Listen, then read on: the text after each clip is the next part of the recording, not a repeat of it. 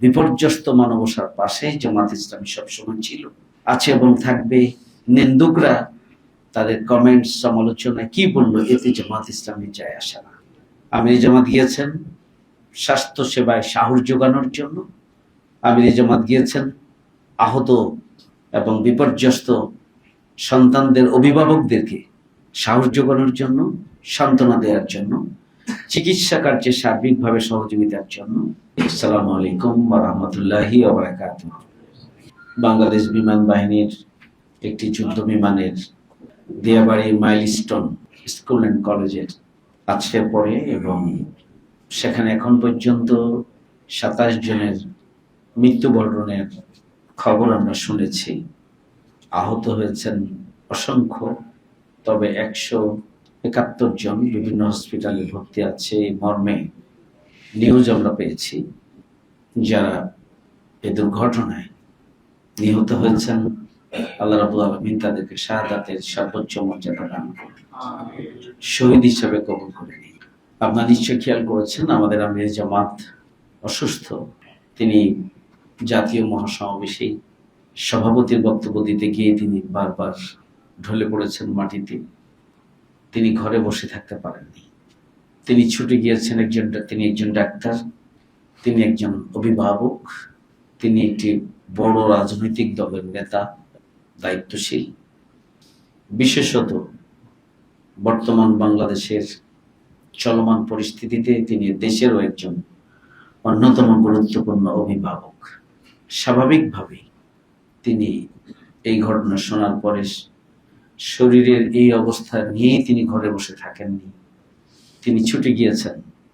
তিনি একজন ডাক্তার হিসাবে ডাক্তারদেরকে পরামর্শ দিয়েছেন এবং সব ধরনের সহযোগিতা জামাতের পক্ষ থেকে করা হবে সে ঘোষণা তিনি দিয়েছেন। আমাদের অ্যাম্বুলেন্স কাজ করেছে ঘটনার পর থেকে, আমাদের স্বেচ্ছাসেবক তারা কাজ করেছেন বিভিন্ন নামে, আমাদের জনশক্তি ছুটে গিয়েছেন রক্ত দেওয়ার জন্য। এবং যারা আসছেন যাচ্ছেন, কার রক্ত প্রয়োজন, অভিভাবকদের কি প্রয়োজন, বাইরে দাঁড়িয়ে থাকা শৃঙ্খলা বিধান করা সহ বহুবিধ কাজে জামাত ইসলামীর কর্মীরা এবং বিভিন্ন স্বেচ্ছাসেবক সংগঠন জামাত ইসলামী পরিচালিত তারাও সেখানে গিয়ে উপস্থিত হয়েছেন এবং দিনরাত তারা সেখানে মানুষের বিপর্যস্ত এই মানবতার পাশে দাঁড়িয়েছে। খুবই দুঃখজনক, আপনারা দেখেছেন যে অত্যন্ত সুকৌশলে একটি রাজনৈতিক দলের পক্ষ থেকে আমিরি জামাতের এই ভিজিট এবং তাৎক্ষণিক ছুটি যারাকে ভালোভাবে গ্রহণ করতে পারেন এবং সোশ্যাল মিডিয়ায় কেউ কেউ এটিকে নেতিবাচকভাবে উপস্থাপন করে। অবশ্য আমরা এটি জানি যে যারা নিজেরা ভূমিকা পালন করতে পারে না মানবতার প্রতি, মানুষের প্রতি, আমিরি জামাত অভিভাবক হিসাবে সবার আগে ছুটে গিয়েছেন। এটা যাদের পছন্দ হয়নি, রাজনৈতিক উদ্দেশ্য যাদের কাজ করেছে, তারাই এই ধরনের কমেন্ট করেছেন। এটা খুবই দুঃখজনক, দুর্ভাগ্যজনক, অগ্রহণযোগ্য, অমানবিক। জামাত ইসলামীর 4 দফা কর্মসূচির একটা অন্যতম দফা হচ্ছে সমাজ সংস্কার এবং সমাজ কল্যাণমূলক কার্যক্রম পরিচালনা। জামাত কর্মী, সমাজকর্মী, এটি আমাদের স্লোগান। সুতরাং জামাত ইসলামী দল, মত, জাতি, ধর্ম, বর্ণের ঊর্ধ্বে সবসময় বিপর্যস্ত মানবতার পাশে জামাত ইসলামী সবসময় ছিল, আছে এবং থাকবে। নিন্দুকরা তাদের কমেন্টস সমালোচনায় কি বললো এতে জামাত ইসলামী যায় আসে না। আমির জামাত গিয়েছেন স্বাস্থ্য সেবায় সাহস যোগানোর জন্য, আমির জামাত গিয়েছেন আহত এবং বিপর্যস্ত সন্তানদের অভিভাবকদেরকে সাহস যোগানোর জন্য, সান্ত্বনা দেওয়ার জন্য, চিকিৎসা কার্যে সার্বিকভাবে সহযোগিতার জন্য। এবং জামাত ইসলামীর কর্মীদেরকে উনি ওখানে গিয়ে নির্দেশনা জামাত ইসলামীর কর্মীদেরকে ওনার দেওয়ার প্রয়োজন নেই। উনি ঘটনার শুরুতেই তিনি আমাদেরকে নির্দেশনা দিয়েছেন, সেই নির্দেশনা অনুযায়ী আমরা আমাদের কার্যক্রম পরিচালনা করে চলেছি এবং এই কার্যক্রমের ধারা আমাদের অব্যাহত থাকবে ইনশাআল্লাহ। ইতিমধ্যে আপনারা দেখেছেন যে আজকে সকালে ছাত্ররা 6 দফা দাবি নিয়ে আন্দোলনে নেমেছে। মাইলস্টোনের ছাত্ররা, আমরা মনে করি যে এটি একটি যৌক্তিক দাবি। এই 6টি দফায় এই দাবির প্রতি আমাদের পূর্ণ সমর্থন থাকবে, যাতে করে বারবার এই ধরনের কোনো দুর্ঘটনা সংঘটিত না হয়। সরকার, সংশ্লিষ্ট কর্তৃপক্ষ যেন সতর্কতা অবলম্বন করেন এবং আগামী দিনে এই ধরনের ক্ষয়ক্ষতি যেন কমিয়ে আনা যায় সেই ব্যাপারে রাষ্ট্র কর্তৃপক্ষ এবং জনসচেতনতা বৃদ্ধির জন্য অবশ্যই বহুমুখী পদক্ষেপ গ্রহণ করা রয়েছে। সেই পদক্ষেপগুলোর জন্য সব স্ব জায়গায় গ্রহণ করা হয়। আমাদের কোমলমতি ছাত্ররা জীবন দিয়েছেন, ভবিষ্যতে আর জন্য এভাবে কোনো জীবন দিতে না হয়। রাসূল সাল্লাল্লাহু আলাইহি ওয়াসাল্লাম বলেছেন যে কোনো দুর্ঘটনা, অগ্নিসংযোগ, পানিতে ডুবে মারা যাওয়া সহ রোড অ্যাক্সিডেন্ট, এই ধরনের কোনো ঘটনায় যখন কেউ মারা যায় তখন তার মৃত্যু শহীদের মৃত্যু হিসেবে আল্লাহর দরবারে গৃহীত হয়। আমরা দোয়া করি আল্লাহ যেন তাদের মৃত্যুকে শহীদের মৃত্যু হিসেবে কবুল করেন।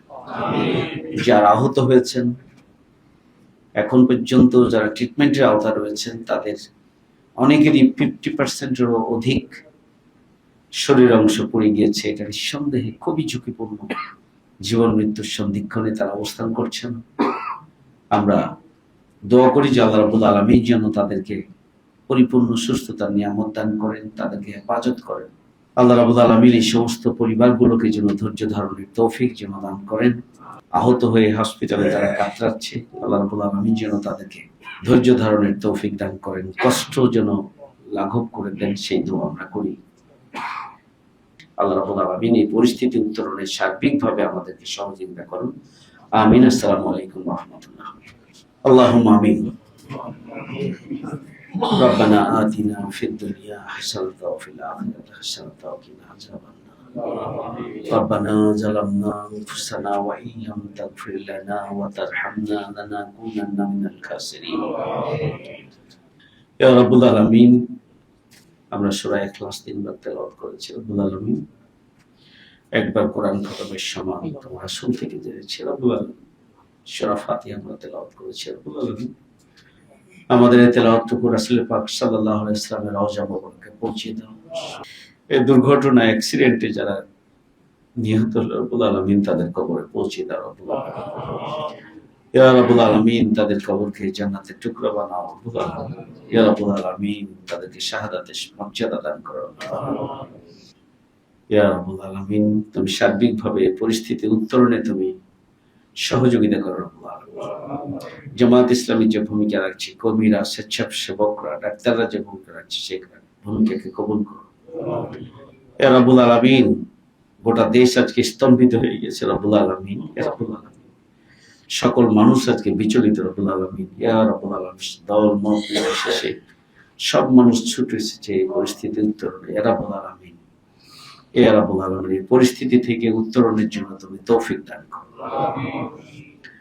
ইয়া রাব্বুল আলামিন, শিক্ষক, ছাত্র, ছাত্রী, কৃষক, অভিভাবক, ইয়া রাব্বুল আলামিন, যারা স্বেচ্ছাসেবক হিসেবে ভূমিকা পালন করছে, তাৎক্ষণিকভাবে রাব্বুল আলামিন যারা উদ্ধার কাজে ভূমিকা পালন করেছে, তারাও আহত হয়েছে।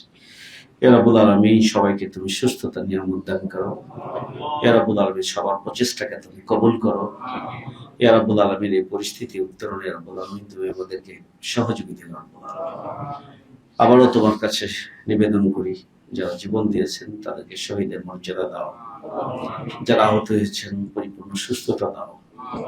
শিক্ষক, অভিভাবক এবং যারা নিহত হয়েছে, আহত হয়েছে, তাদের অভিভাবক, রাব্বুল আলামিন সবাইকে ধৈর্য ধারণের তৌফিক দান করো। ইয়া রাব্বুল আলামিন, এই দুর্ঘটনা থেকে শিক্ষা অর্জনের তৌফিক দান করো। আগামী দিনে ইয়া রাব্বুল আলামিন, যে কোনো ধরনের ঝুঁকি, চ্যালেঞ্জ, যে কোনো ধরনের সংকট থেকে তুমি দেশবাসীকে হেফাজত করো। রাব্বুল আলামিন, সাল্লাল্লাহু তাআলা আলা খায়রি খালকিহি মুহাম্মদ ওয়া আলিহি ওয়া আসহাবিহি আজমাইন। আমিন। লা ইলাহা ইল্লাল্লাহ মুহাম্মাদুর রাসূলুল্লাহ সাল্লাল্লাহু আলাইহি ওয়াসাল্লাম।